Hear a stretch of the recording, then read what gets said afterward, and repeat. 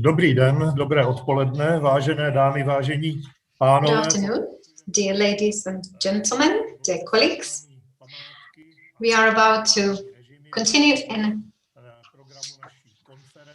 our section entitled Sacral Monuments and Authoritarian Regimes within this conference. Just a couple of organizational remarks. This panel will end at 3:15. You will hear 3 panelists, their contributions being followed by a Q&A session. Let me welcome all the 3 ladies that will take part in this afternoon section, to the difference of the morning session where only men were represented. We now have 3 women. The first one will be Mrs. Jitka Jonová. She studied 3 different fields of study on Palacký University in Olomouc: Theology, History, and History of Art. Today she gives lectures on the very same university, and she specializes on church history, monument preservation, and history of art, of sacred art. And her lecture will be given on the Olomoucký diocese. The floor is yours. Good afternoon. Thank you, and I will share my presentation.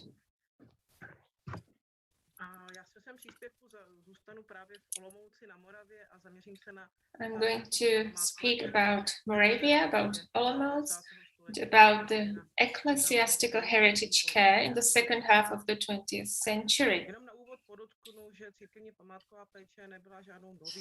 Ecclesiastical heritage care was not new. The first norms were already formulated at the beginning of the 19th century, when Pius VII, in his chirograph from 1802, stated that the relevant state institutions must ensure the protection of monuments as examples of beauty, religion, and education. In Italy, a Sacral Commission was established, and it was a model for other dioceses. And the then nunciates were overseeing the quality of heritage care in individual dioceses. And in Olomouc, the situation was similar. I have to say that the Archdiocese Council was created in 1914. The Ministry of Cult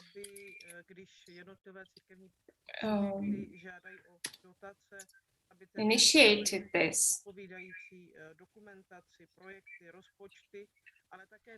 So the task of the committee was to supervise to make sure that the projects comply with the expert requirements and prevent the destroying of monuments, which happens sometimes, unfortunately.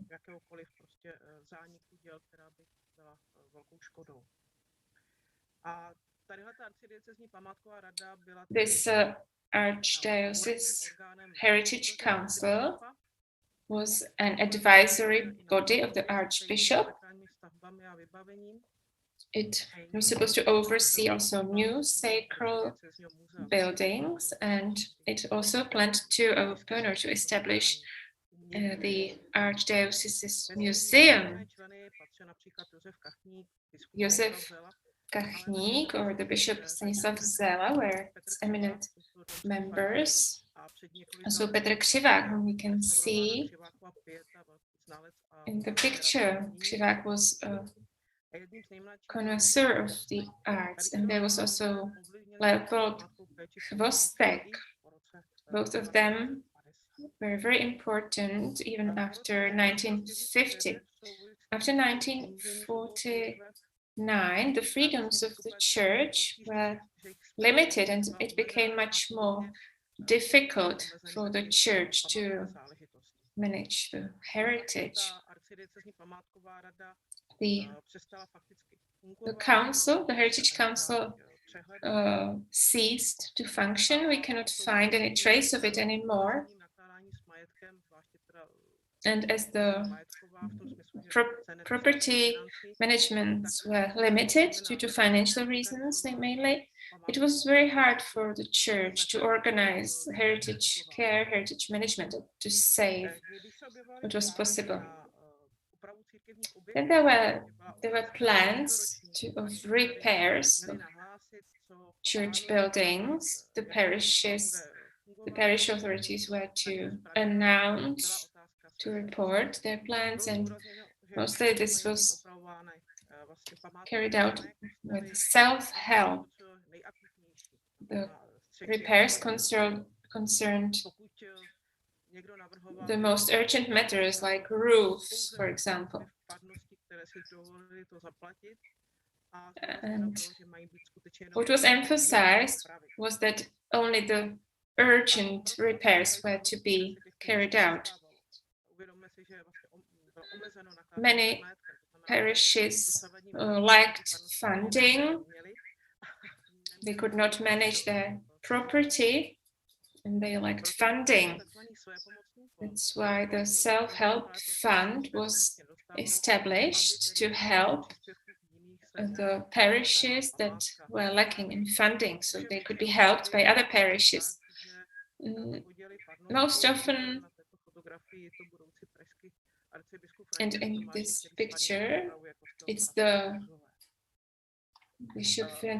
Archbishop František Tomášek who is participating in the repairs.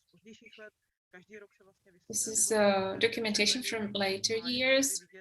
These overviews were established every year.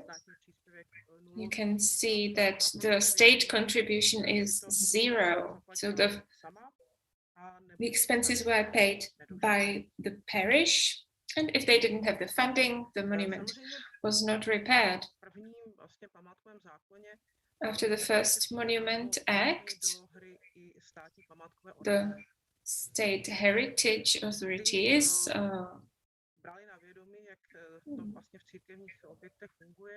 came into play. They were quite open to cases where repairs were made and there was no requirement of funding from the state. This is a quote from one of the letters of the State Heritage Authority, where church is being praised for their activities, for preventing danger. At the same time, they say that monuments have to be protected and cared for in a professional way. So there was an obligation to consult even the smaller repairs with professionals, with preservationists. For example, when doing electrification, when installing electricity, sometimes mural decorations were damaged, and preservationists were not happy about this at all. Another key moment was the liturgy reform.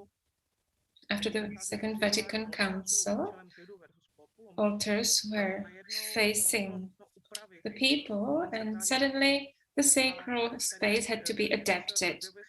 And at this point, Leopold Hvostek appears once again.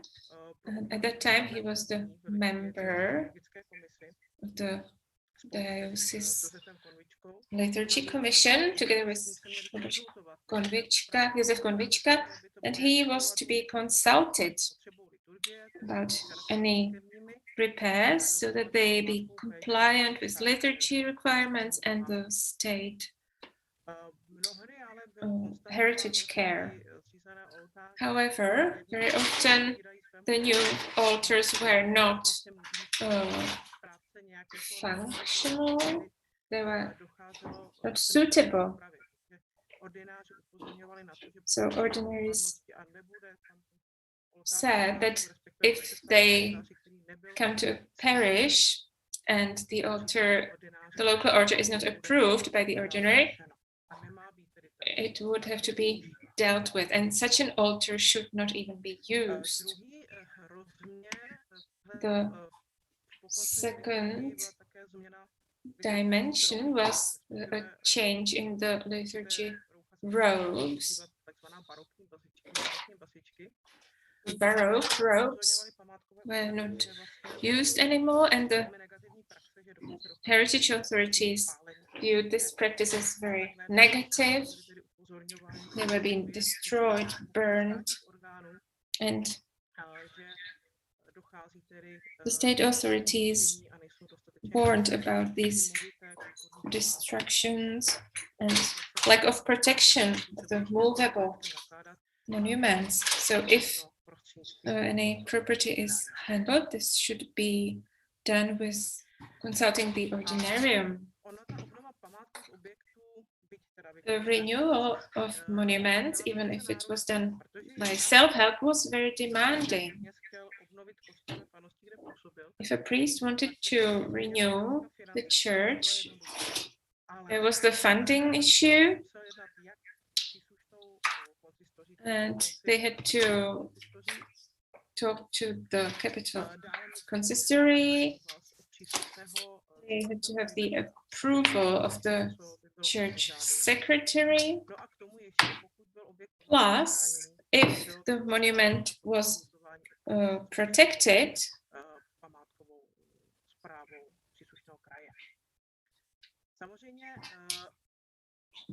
they had to consult it with the heritage authorities.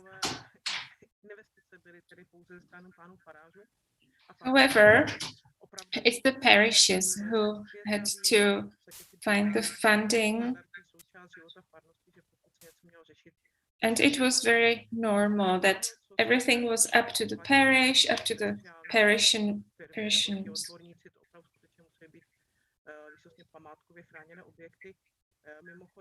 So only for the very protected monuments there was some state funding. The Cathedral of Olomouc is an example where there was a collection for the reconstruction of the cathedral because the state would not fund the renovation. So even for such an important monument, the state was not willing to fund the repairs, the renovation.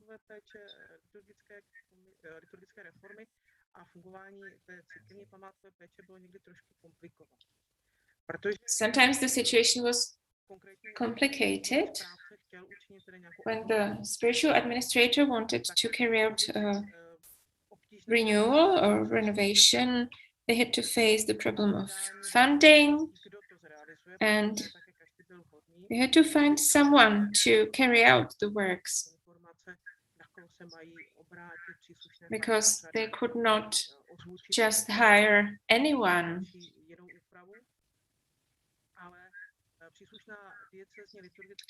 The Diocese Liturgy Commission did not have a specific status within the heritage care.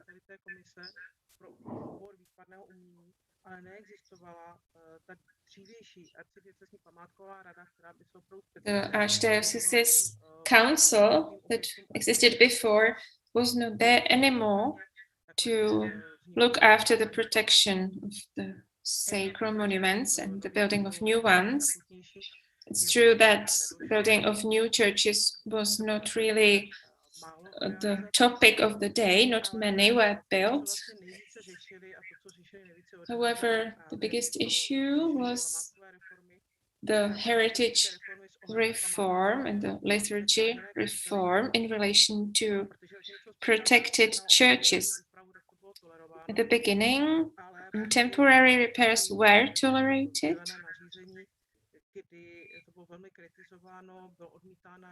But later there was lots of criticism.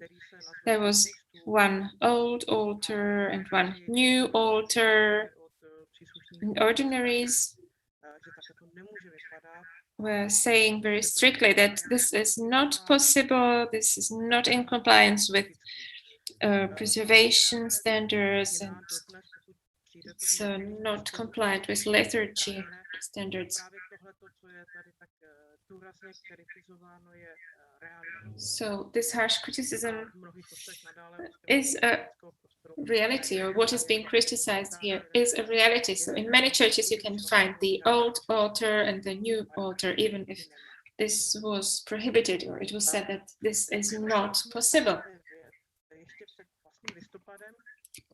In 1989, even before the Velvet Revolution, the situation was moving forward. For example, the demolition of some churches was prevented, even if it was already planned, but it was cancelled thanks to objection to the ordinary. And these churches are now renovated and used. As for heritage care, it was still the parish office, ordinaries, the state administration, the church secretary, and the heritage authority if the monument was protected. After November 1989, the situation goes back to the period after 1950. The archdiocese's committee was renewed, but it was, or something similar, it was called the Art Commission.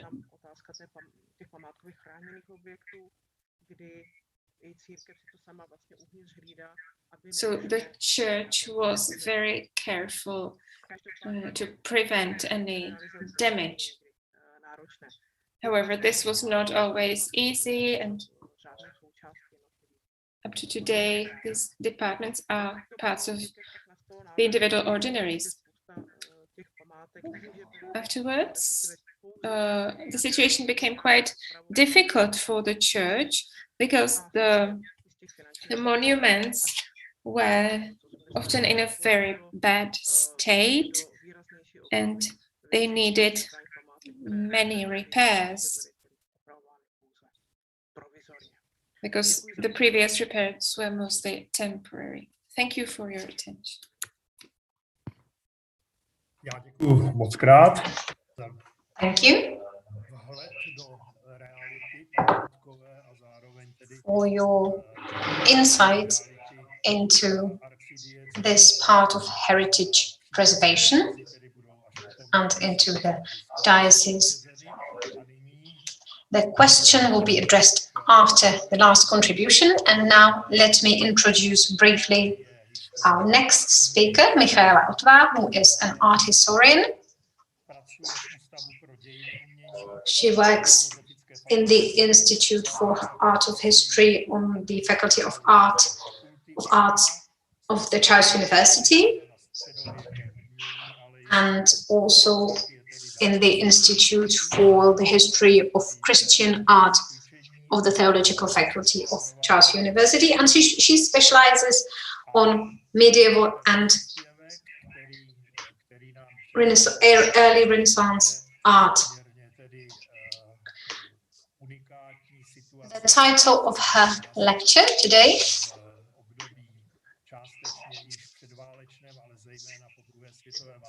is connected to the situation between the two world wars and after the Second World War, and I'll pass the floor directly to her.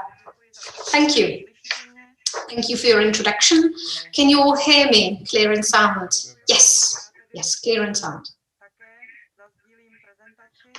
Great, so I will share my presentation. Could you please confirm whether you can see well the presentation? Yes, we can. Thank you. In its original form, the aim of my speech was to examine the restoration approaches to medieval sculpture from the collections of galleries in the Czech Republic subjected to restoration and conservation interventions in the defined time period. Unfortunately, the research itself was affected by contemporary constraint measures, and the examples presented here are only a probe into the larger issue of much needed reflection on the contemporary visuality of Gothic artifacts.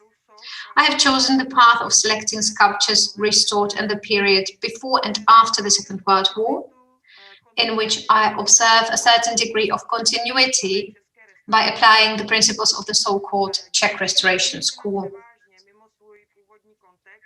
The works are mostly placed outside their original context, the context for which they were created, and are presented in forms revealing authentic original medieval matter, free of traces of age, as to say.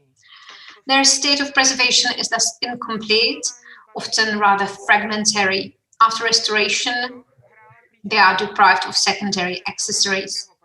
The existence of a restoration protocol or restoration report, which would clarify the chosen restoration or conservation procedure, also played a key role in the selection of the sculptures.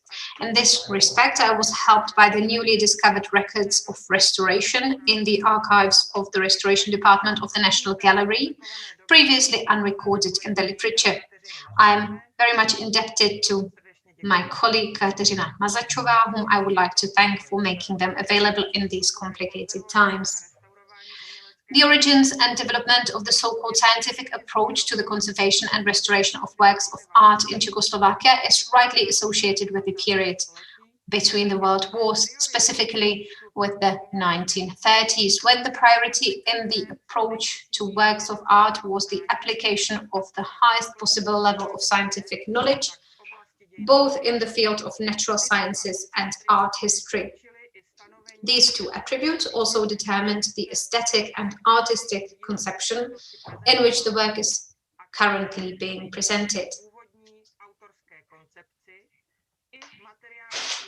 This conception is as close as possible to the original author's conception and the material structure of the work.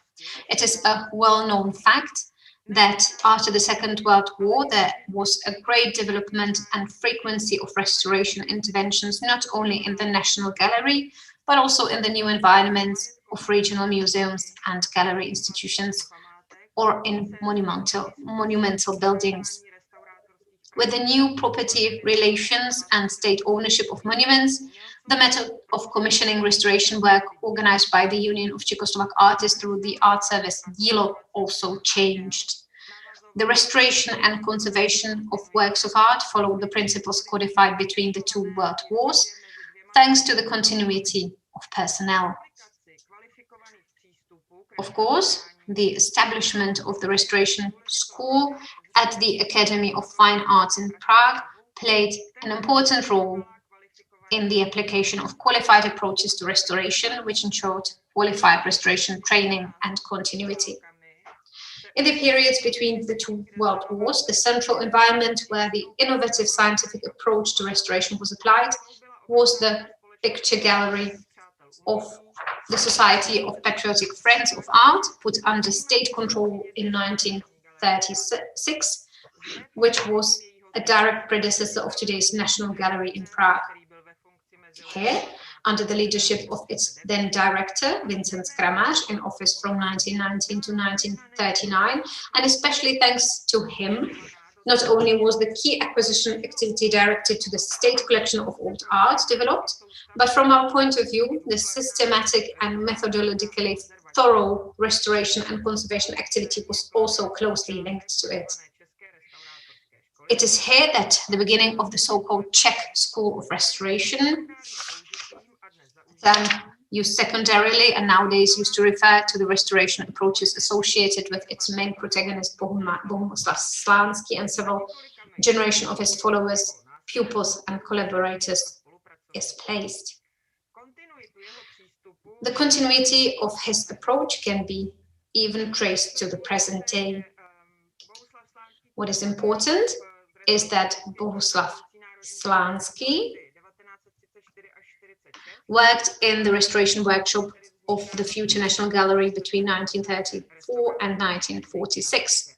And it was on his initiative that the Studio of Restoration Techniques was established at the Prague Academy in 1947, where he was in charge until 1970.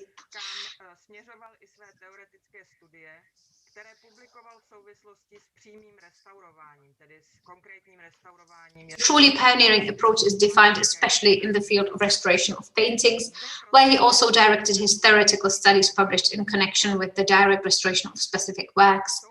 Here we find the justification and defense of the chosen procedures, not only for painting but also for sculpture, which caused their subsequent and more consistent theoretical anchoring. The not so common connection between restorer and theorist is evident in texts published as early as in 1930s. For example, the essays on the restoration of paintings from 1931, or the examination of paintings by naturalistic methods from 1932.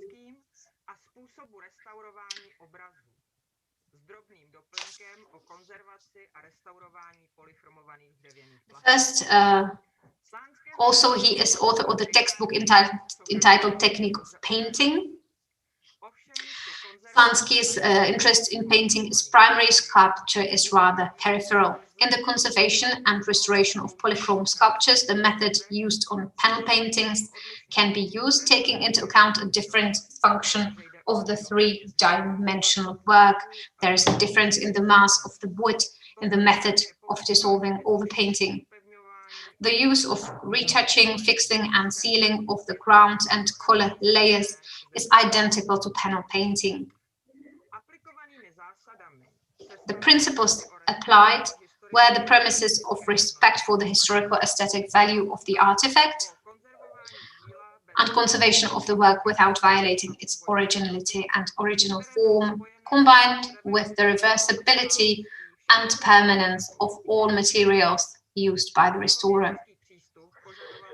His scientific approach required professional training of the restorer, both scientifically and artistically.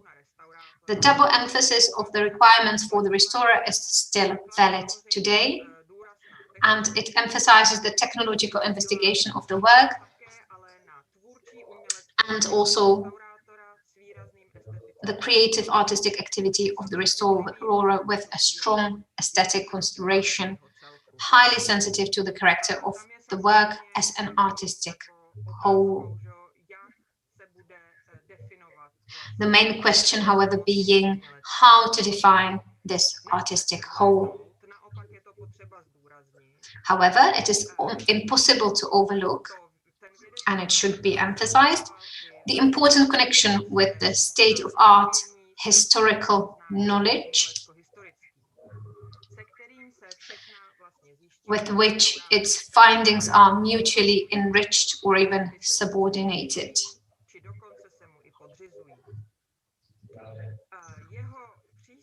This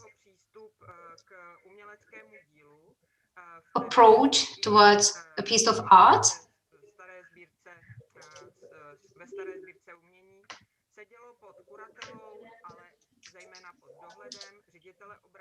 was carried out under the curatorship and under supervision of the director of the picture gallery, the artistic director Vincent Kramář, and this cooperation was presented to the public through exhibitions after the war,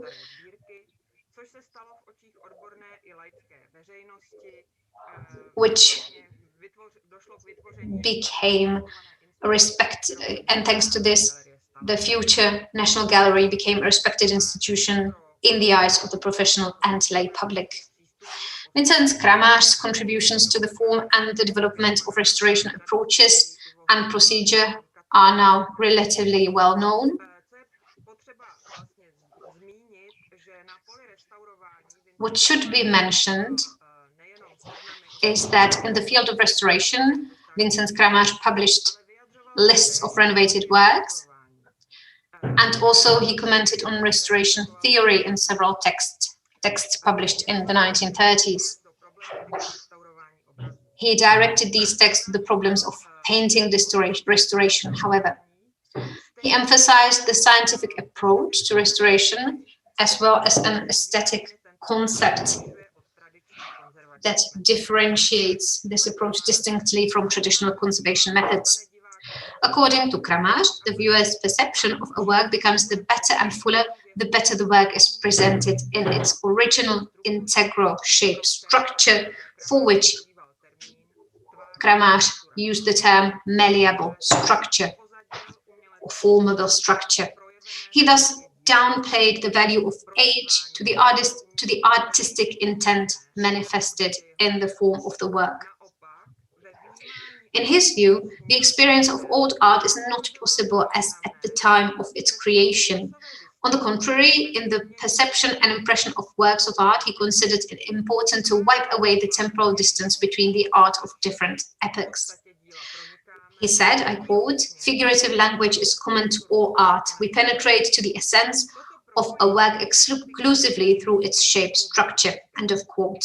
This connection to the aesthetics of modern art was close to his heart and can very likely be detected in the continuity of his approach to restoration in the post-World War II era.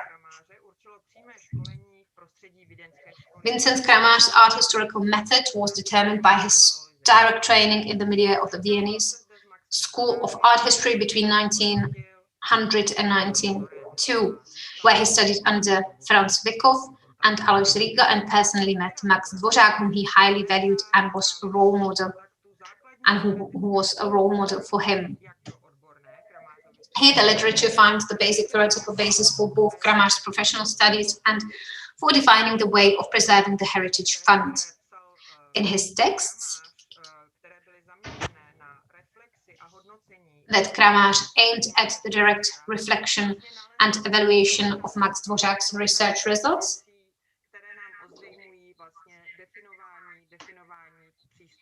there is a clear belief in the objectivity of knowledge through art historical methods.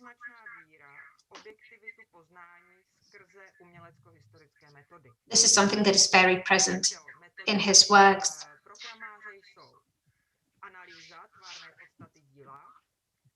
The basic methods for him are defined by an analysis of the malleable or formable nature of the work in its form or style and content, with the help of an analysis of the available sources.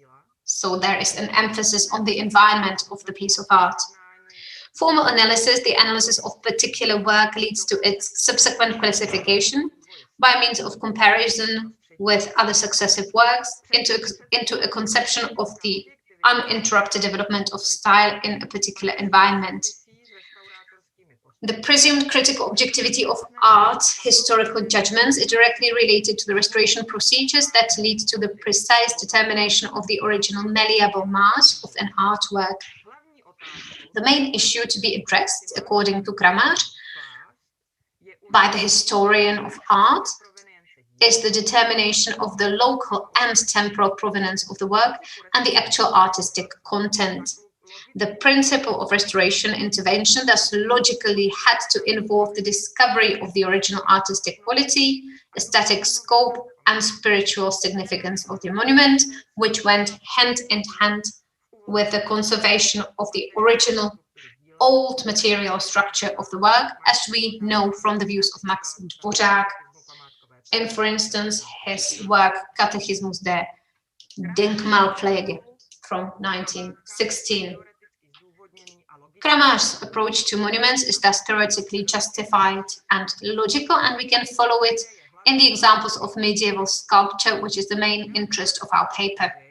In 1924, a monumental statue of Strakonice Madonna, considered to be a work from the first half of the 14th century, dating back to 1330, was loaned. It was a statue 183 centimeters tall. The statue was discovered by Rudolf Hönigschmidt, and it was given his first professional attention. The statue was exhibited in the picture gallery in a form different from the one found at Strakonice Castle. It was restored by Adolf Bělohloubek a predecessor of Bohuslav Slánský. His restoration protocol has not been preserved, and it is questionable whether it was ever written at all. However, it seems to be the first sculpture presented stripped of secondary layers of color, analytically revealed to the original authentic sculptural mass. Kramář has devoted a monographic study to the Strakonice Madonna, one of the most brilliant analysis of medieval works ever published, where he exquisitely implements the method of formal description, analysis, and comparison in order to define its artistic provenance, according to what have already been stated. His motivation to draft this article was his polemic with Rudolf Hönig-Schmidt, who placed the Madonna into the context of German Gothic of the first half of the 14th century. At the same time as Kramář's text, a synthesis of sculpture during the reign of the Luxembourgers was published by Josef Opitz. Vincent Kramář's aim was to find arguments for the sculpture's creation in the Czech environment and to define its relationship to both German and especially French cathedral sculpture in the post-classical Gothic. To the argument of stylistic criticism, he adds the important finding out of a microscopic examination of the sculpture, which he identifies as the material fir wood combined with linden. The wood is therefore not alpine limber pine as previously assumed, which would rule out a Czech origin of the statue, but instead the origin of the wood was located in an area geographically close to the Šumava mountains.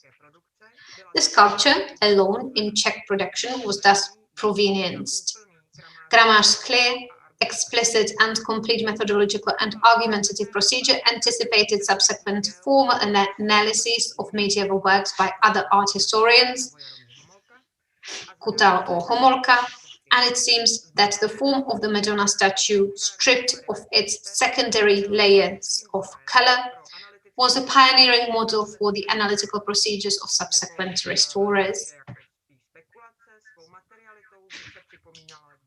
Its materiality is more reminiscent of the works of cathedral sculpture with which it was compared.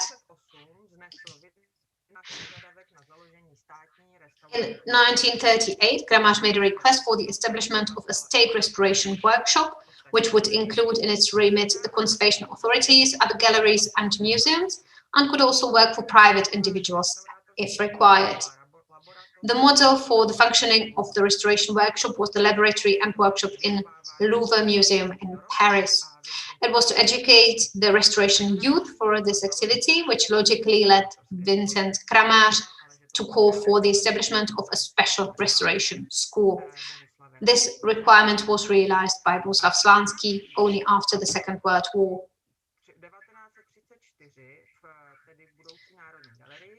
Bohuslav Slánský, active in the National Gallery from 1934 on, concentrated his attention on researching panel paintings and has restored sculptures rather rarely, especially for other institutions or private collectors. In addition to the aforementioned Adolf Bělohoubek, the restoration of sculptures was also the focus of Rudolf Hožva, who is not yet documented in the literature and who was active in the National Gallery until 1950s.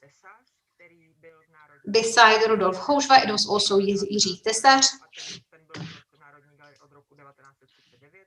who was active in the National Gallery from 1939 to 1965. Both of them were initially untrained restorers. They were painters who acquired their knowledge only through the necessary practice, and this knowledge was supplemented by further studies. You can see Rudolf Hožva on the photograph on your screens, and with him all these preserved restoration protocols of sculptures from the period around the Second World War are associated. The periods under review also include the activities of Karel Veselý and the beginnings of Mojmír Hamsík, who joined the National Gallery after the departure of Karel Veselý, that is to say in 1949, as a fresh graduate of the Slánský restoration specialized school. Rudolf Hožva is associated with the oldest preserved restoration protocol on the restoration of a Madonna statue from the period of the beautiful style. The condition of the work before the repair is thoroughly described, including photo documentation. The description also refers to the survey, the methods of which are unfortunately not specified. The overpainting is defined, the remains of the original polychrome, the condition of the wood and its damage are assessed, as well as more recent additions. The following is the method of repair, which was the removal of all oil and tempera overpainting and cleaning of the entire sculpture, removal of the younger accessories, cleaning and conservation of the wood. Today the statue is exhibited as a late Gothic copy of a beautiful statue, close in type to the Madonna of Pilsen. In addition to the report of this statue, 3 other restoration protocols handwritten by Rudolf Hožva have survived from around 1940. And there is another protocol from 1948 that has been preserved, related to the statue of Madonna of Prostějov by Master Michaela from the period around, from a Master of Michele from the period around 1340. The form distinguishes between the restorer, Rudolf Hožva, and the person carrying out the intervention itself, which is Jiří Tesař. It is the first evidence of approval of the procedure and the execution of the restoration by another responsible person.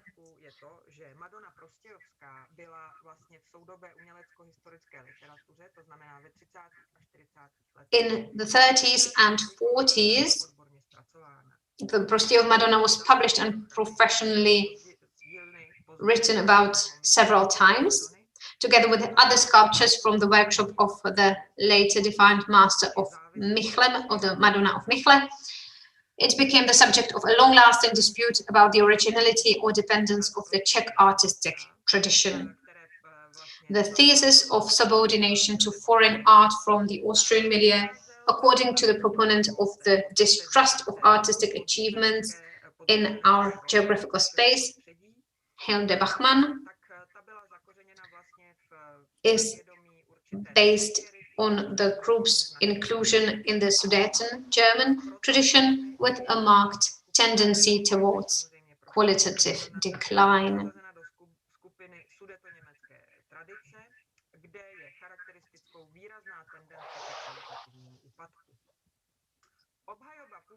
The defense of the originality of the Czech environment and also of the artistic quality of preserved works of art became a major topic in the historiography and art history after the Second World War, above all in the work of Albert Kutal.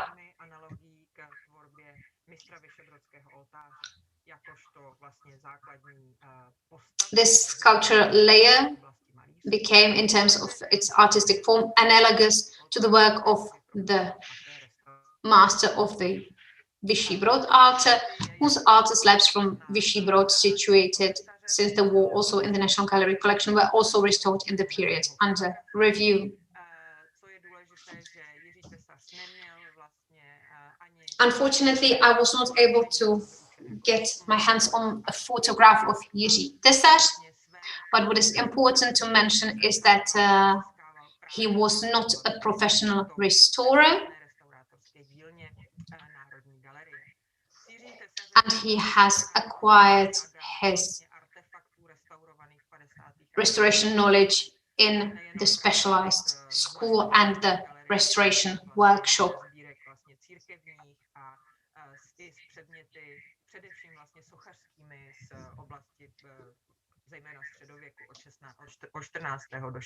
And he focused mainly on medieval works of art.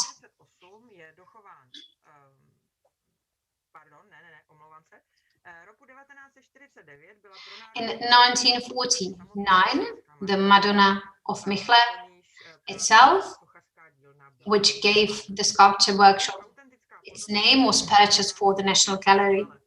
Her authentic form was hidden under the layers of more recent repaints. The Madonna was surveyed and restored in 1952, which we can now see thanks to the discovery of the restoration report by Jitka. It had already been published several times in the period preceding the restoration work, especially by Albert Kutal from the Czech side. The restoration protocol written by Jitka has the same structure as the old examples that I have already mentioned. Emphasis is given to the current state, to the current condition, including identification of the wood, damage, surviving color of the newer polychrome, etc. The proposal is approved by the head restorer Ottová, as well as by the head of the National Gallery. The restoration proposal includes probes into the polychrome treatment to determine the layering and thickness of the newer paint, and then to remove all the newer polychrome. The original polychromy was to be conserved. And I quote, the restoration process was accompanied by repeated commission meetings. I am sorry to interrupt you, but we are running out of time, so if you could... Yes, okay, I'm sorry. I will be as brief as possible.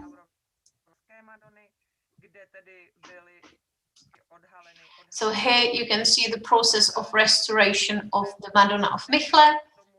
The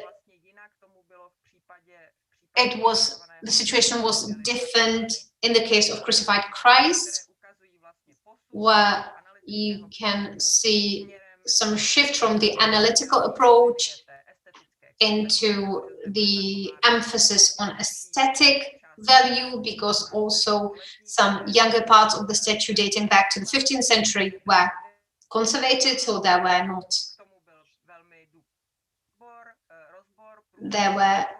not abandoned. There was a thorough analysis of the polychromy of the statue, and again an opposite example of restoration of the same work statue workshop is the restoration of Madonna from Velké Meziříčí that was discovered in its Baroque form. It was analytically analyzed, and then the statue was visually restored according to our knowledge of the master of the Madonna of Michele. So here you can see the analytical procedure of the restoration of the statue. The aim of this approach, to sum it up, was to emphasize that the artistic and historical approach or research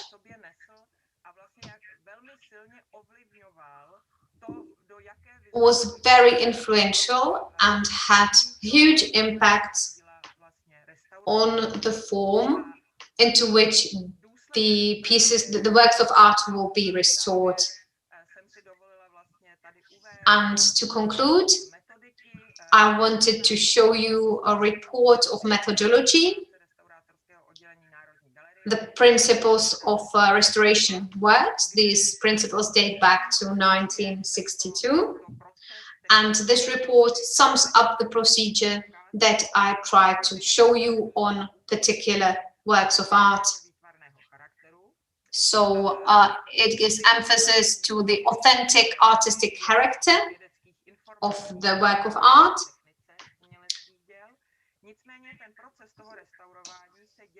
All information, scientific and artistic, should be gathered, and different departments, including the National Gallery, should collaborate on this restoration.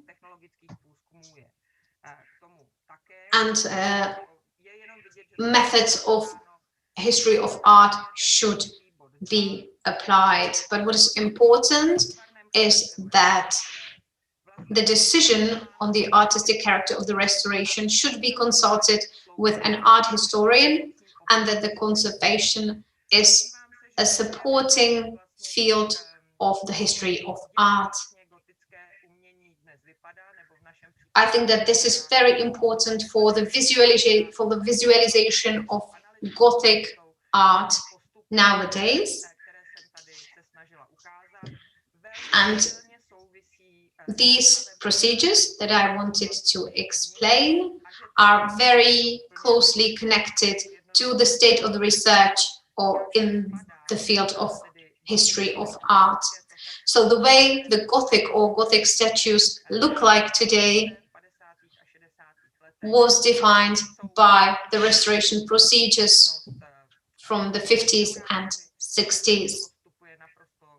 And it's not only restorers who play their important role, but also the art historians and the state of our research. I'm very sorry once again to having surpassed my time, but I wanted to finish my talk. Thank you.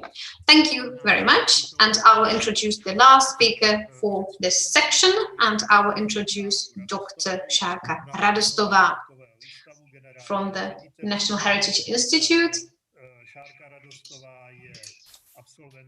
Šárka Radostová graduated from Charles University. She studied art history, and she looks after movable monuments. She focuses on the provenience of the monuments, especially after 1945.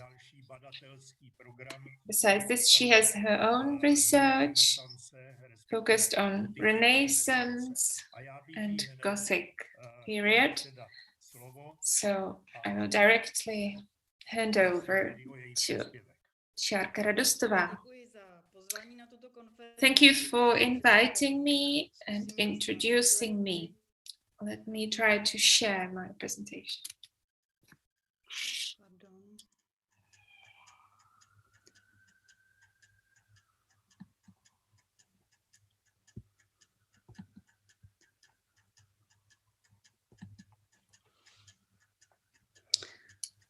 Je to v pořádku, vidíme všichni? Can you see my presentation? Yes, we do see it very well. The title of my talk quotes a famous song from the production of The Ballad of the Bandit, a song about freedom, death, loss, about a thief who took from the rich and gave to the poor, miraculously escaping his pursuers, but ultimately betrayed and robbed of his life. The author of the libretto, Milan Uhde, a post-revolutionary politician and Minister of Culture, who was banned in 1975, was not allowed to publish his works because of his political views. His libretto was signed by the director of the Husa na provázku theatre, Zdeněk Pospíšil. The production was a phenomenal success, and the song became very, very popular. Also, in the history of sacred monuments, which I want to explore, some acts have a different content than what is commonly understood. Theft can be transformed into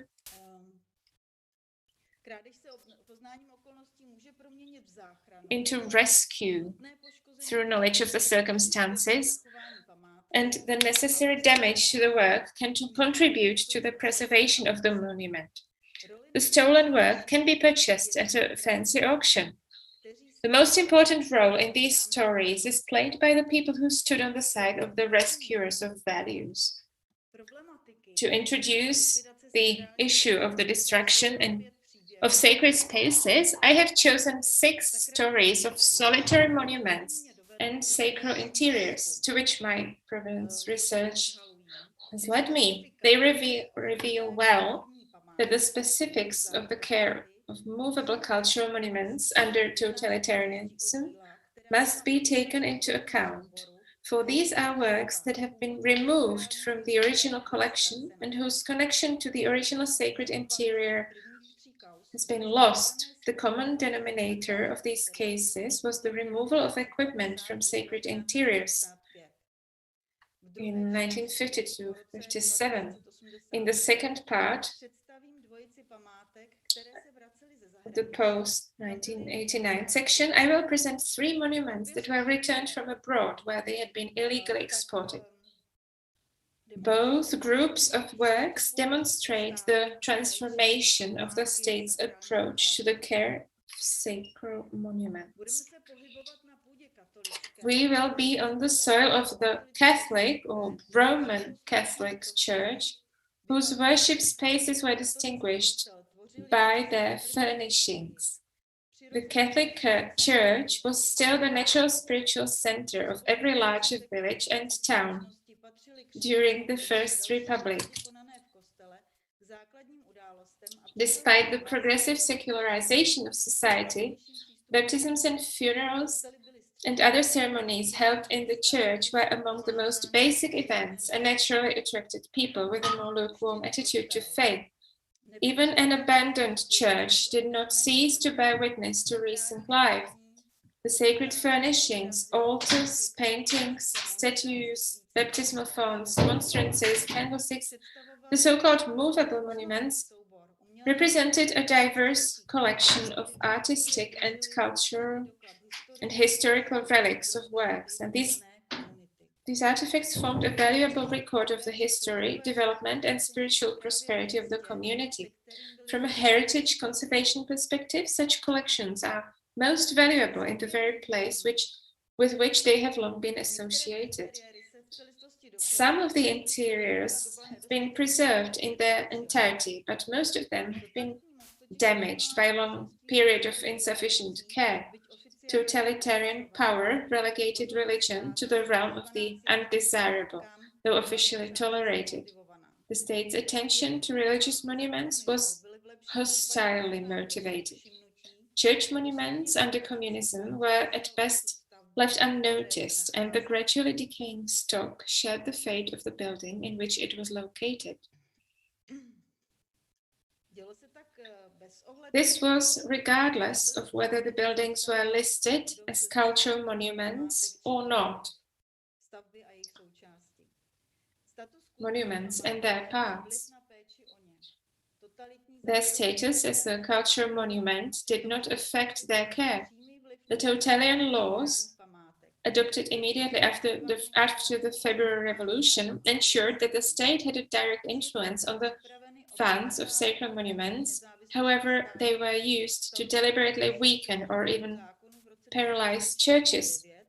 The churches were deprived of personal and financial independence from the state. This happened primarily with the adoption of 2 laws in 1949, Act number 217 and 218.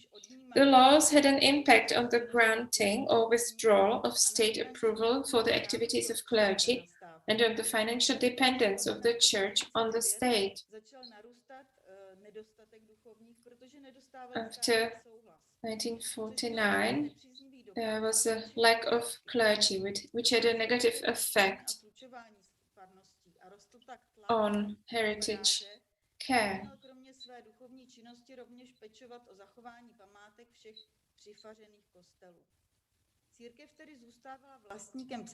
The church remained the owner of sacral buildings, but it had to ask for funding as the state funding. The later law, number 22, also introduced the registration of monuments in the state lists, but declared that monuments outside the lists were also protected.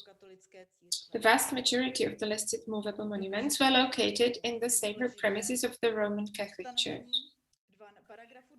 The provision of section 12, paragraph 1 is relevant to our issue, whereby it was not permitted to place monuments in places open to the public without the consent of the Regional National Committee.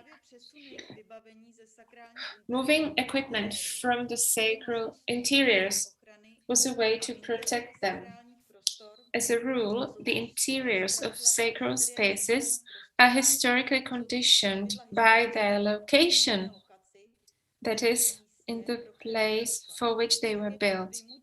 Any removal of an element from the ensemble represents an intrusion into that memory sediment and usually means a loss of values. There is a loss of authenticity, a violation of the complex message of the art historical ensemble, a shift or loss of iconographic meaning, a disruption of the memory structure, and a break in the link to the archival material. In the second half of the 20th century, the equipment of sacred spaces was moved to protect them from unsuitable conditions, vandalism, and theft. The level of threat was related to the abandonment of the church. Initially, collection points were set up in the parish or nearby, and the collection was managed by a representative of the church. But they were also set up depending on the local activities of church secretaries, county officials, and other exponents of power.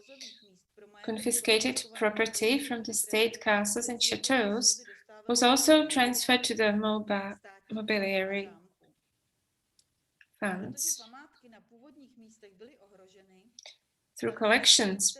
As the monuments in their original locations were threatened, the removals that took place during the second half of the 20th century became practically the only possible means of protecting the collection. At the beginning of the collections, all objects were marked with provenance markers, indicating their connection to the original site and parish. However, with the lengthening of the deposit period or the change of location, the arrival of a new parish priest, etc., the provenance information was lost. The correct reading or reconstruction of the connection to a particular sacred interior is an essential step in knowing and understanding the meaning of a work. The transported collections were also a burden for the church and the collection institutions. The return of the collections to their original locations was delayed by them and gradually became impossible. Some of the churches had already been destroyed, some were no longer suitable. The priests and other actors were on the edge of the law, where they were pushed by the bureaucratization of the steps to obtain funding for repairs. There is also evidence of destroying of items that were in poor technical condition, infested with woodworms, etc. Items from the fund were also used as payment, for example, for masonry works from depopulated sites were also bought by collectors or restorers who did not seek financial gain, but the preservation of the work. The first and most serious impact on religious buildings was in the Sudetenland, where the original German population was displaced, and places were settled by people with no connection to the place. All villages were razed to the ground. Many of the original furnishings were preserved and resurfaced after a long time.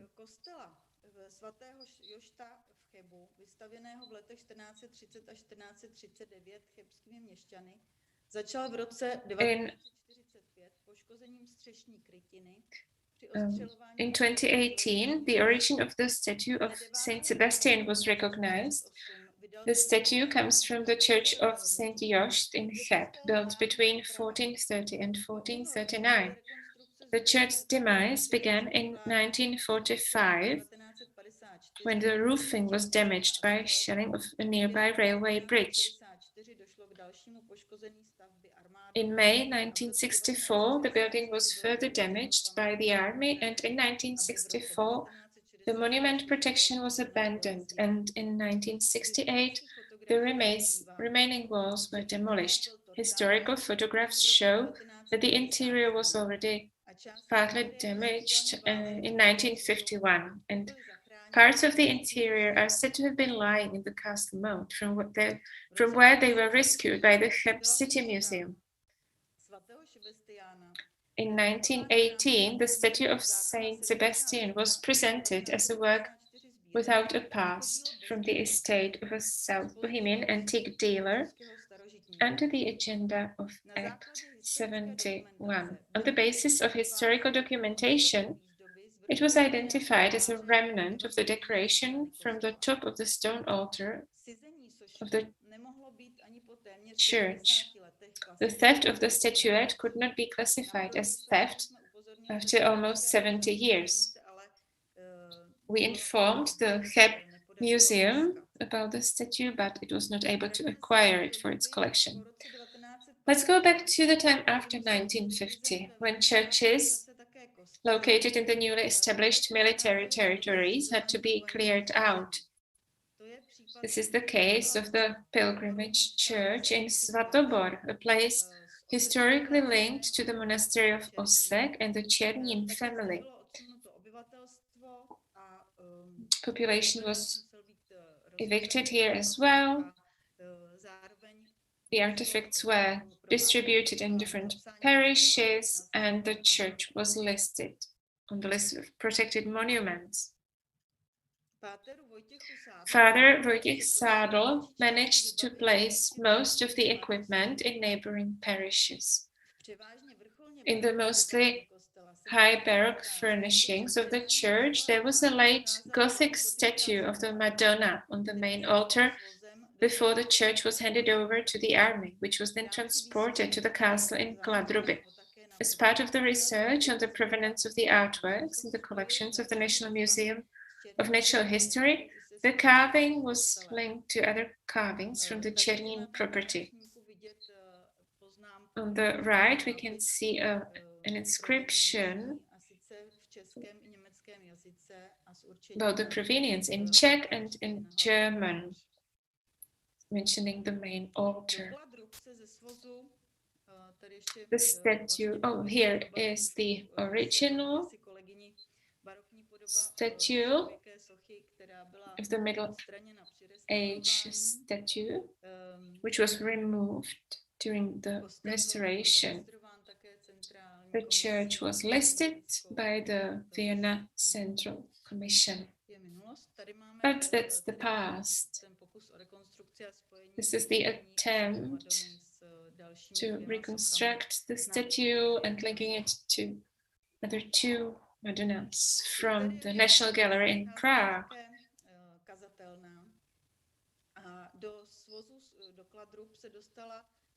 The statue of Saint John of Nepomuk from the pulpit of this church, where the carving component was complemented by a wall painting, also made its way to Kladruby.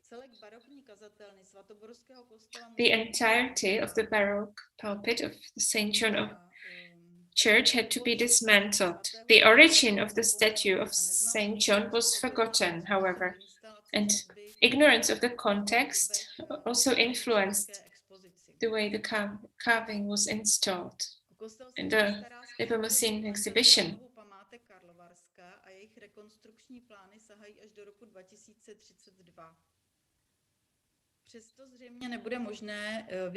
Now, when these artifacts are cared for by an association, neither the 1960s nor the 1970s brought any improvement to the situation in the displaced areas, which were also becoming a destination for thieves.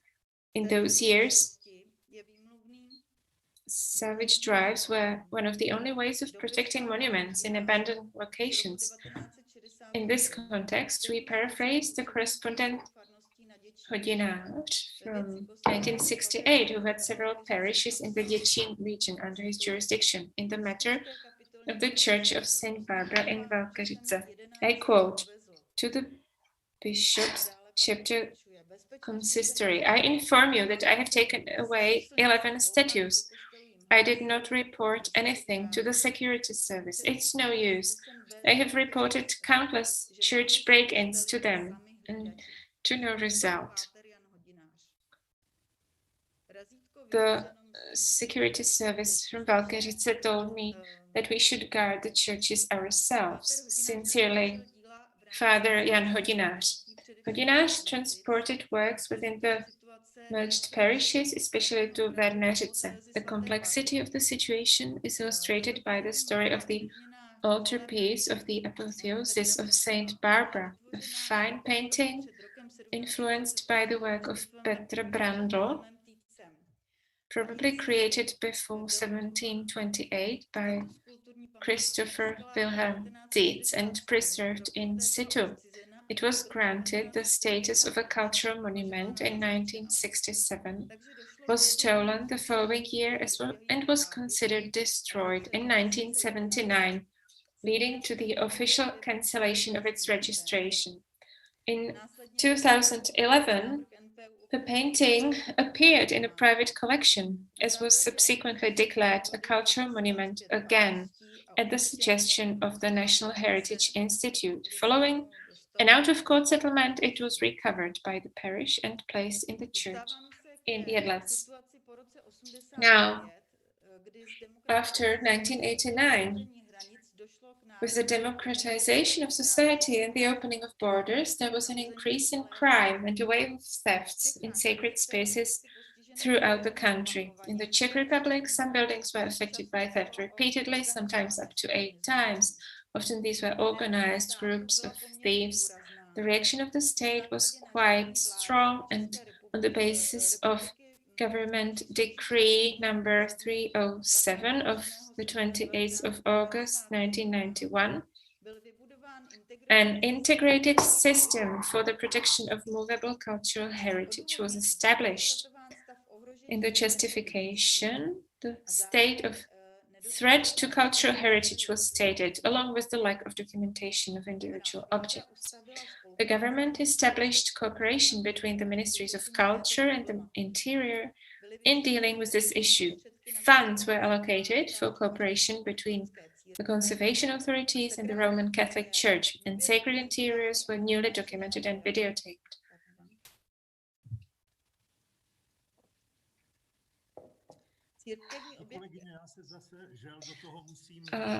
Sorry to interrupt, but